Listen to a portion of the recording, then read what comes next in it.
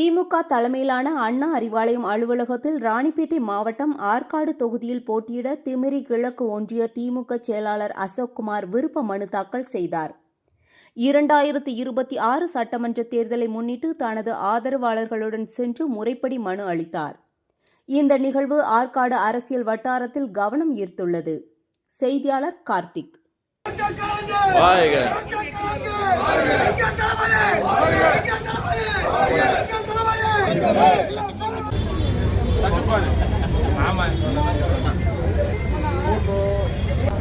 Hello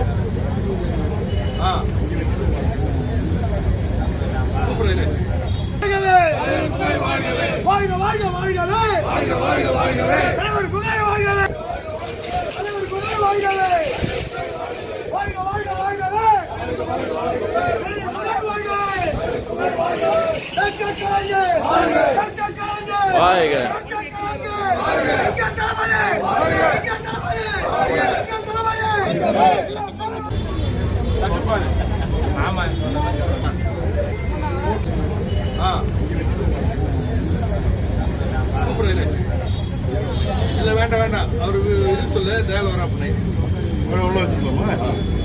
photo 2 photo extra எது வைக்கணும்? Photo extra எது வைக்கணும்?